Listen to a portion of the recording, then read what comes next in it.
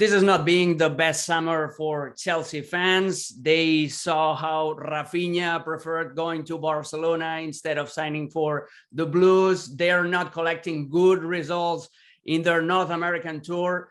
Shaka Hislop, my friend, is there any reason for Chelsea fans to be worried, especially after the 4-0 defeat against Arsenal? Alex, ordinarily for preseason, I would say absolutely not. It's preseason. You're there to give players a run out just to see how things are working out. And while I don't read even too much into the Arsenal result, 4-0 doesn't look good. The number of changes provides somewhat of a buffer. So my issue or my concern around Chelsea is less about the preseason results and more about, as you mentioned off the top, the lack of significant signings and the fact that Arsenal, who finished 5th, Spurs finished 4th, just 3 points behind Chelsea, have strengthened. And with Antonio Conte in a full season with Spurs, I think there's significant threat from both of those. And Chelsea lost goals in Lukaku. Okay, not a lot of goals, particularly down the stretch. But they don't have, they haven't made that marquee signing up front that I think still keeps them ahead of the pack. But even in saying that, Alex, I'm recognizing Chelsea scored 15 goals more than Spurs last season, or 7 more than Spurs, 15 more than Arsenal. So that's a significant drop-off. But I think the threat from Arsenal and Spurs cannot be underestimated, or it looks like it may be underestimated so far by Chelsea. And going back to the signing, Shaka, yeah, they signed Koulibaly, which I think is a great center back, but they lost Rudiger, they lost Christensen, so they're still lacking of depth to have someone to play alongside Thiago Silva, who's not getting any younger. They signed Sterling, but they missed Rafinha, who was also one of their targets. They're about to lose Jules Koundé again to Barcelona. It's that lack of signing, that lack of actual spending and giving more tools to Thomas Tuchel, the actual fact of concern for Chelsea supporters, right? Absolutely. And again, as good as Chelsea's last season looks right now on paper, and I mentioned some of the stats, there was a point right around March or April where there was genuine concern that Chelsea would, if not miss out on the top 4, definitely miss out on the top 3. But a couple of things I think worked in Chelsea's favor. I thought Arsenal's own lack of experience, a young squad, saw them fall off to the back end of the season. That also helped Spurs. And then remember how inconsistent Spurs were all season long. And then about mid-January, Antonio Conte really got a hold of this team that saw Spurs finish in 4th. Now, Antonio Conte with a full preseason going into the season, Spurs, given the strengthening that they've made, they desperately needed that out-and-out striker, which they've gotten in Gabriel Jesus. I think, and that experience of missing out in the way that Arsenal did, I think just nudges Arsenal's own maturity forward somewhat.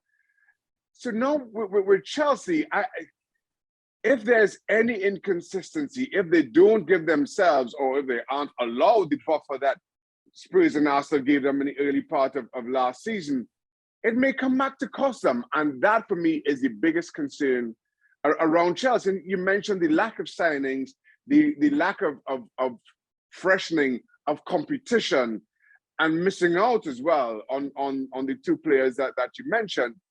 Just, it is not a good feeling going into a new season.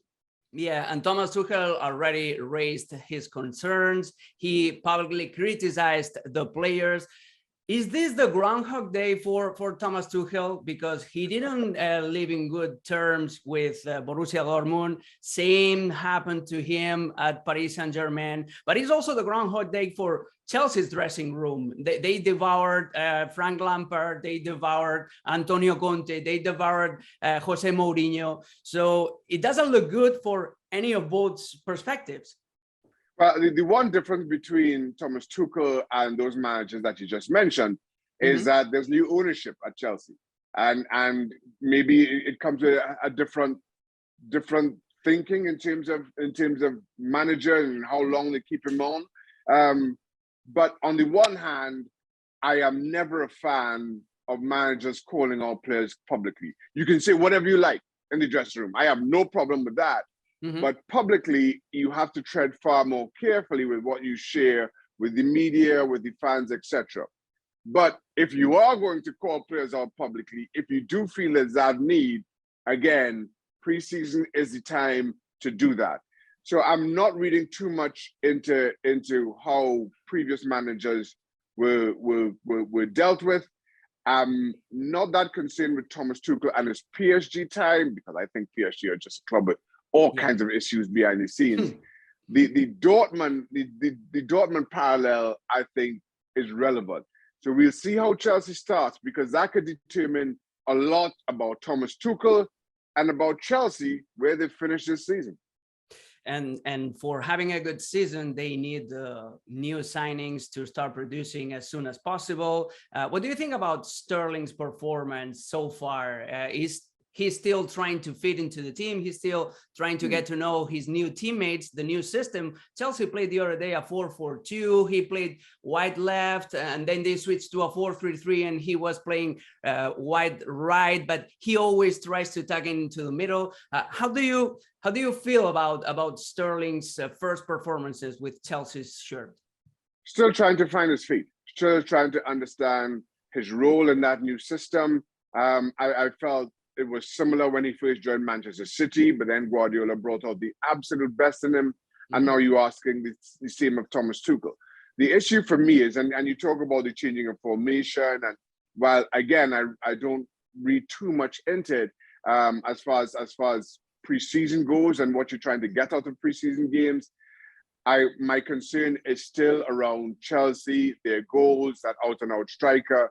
I don't think Timo Werner is the answer. Maybe Havertz, who showed more flashes, though still very or far too inconsistent. Havertz has been better, but I'm not sure that I'm going to say he's been good enough to lead a team that are comfortable in the top four, and certainly not a team that, as of right now, shows any real ability to challenge the top two, which should be Chelsea's focus. Yeah, and yeah, speaking of number nines, Arsenal has a new number 9, and he started producing goals as soon as he wore the white and red shirt, the Gunner shirt, with Gabriel Jesus, with Zinchenko joining the team as well, with Granit Xhaka regained for the cause, with more depth on the bench. Do you see Arsenal this time finally breaking into the top 4, maybe to Chelsea's expense as well? Yeah, potentially they are certainly good enough. I mean, the thing is, it's a matter of numbers. We're talking top 4, and logic says only 4 teams can make it. City and Liverpool, I think, are just still far and away better than everybody else in the league. You have Chelsea, you have Arsenal, you have Spurs, and then you could probably throw in one other who may just come out of the woodwork and start to challenge. Only 2 can go, and that's the thing. It comes down to who manages their lean periods best. Every team, every season has this little spell where you just can't get results. Who manages those periods best? Who can pick up draws when they should have lost? Who can pick up 3 points with a late winner? Who just doesn't allow those moments to affect them psychologically more than the others? I mentioned Spurs, Arsenal's poor start to last season. I mentioned Spurs kind of tried to find their feet under Antonio Conte, and that allowed Chelsea enough of a buffer. Without those, I'm not sure that Chelsea can fend off both Arsenal and Spurs again next season. So we really will have to see how each of those teams, plus that one other, manages those moments when a lot is asked of them. Thanks so much for watching ESPN on YouTube. And for more sports highlights and analysis, be sure to download the ESPN app. And for premium content and live streaming, subscribe to ESPN Plus.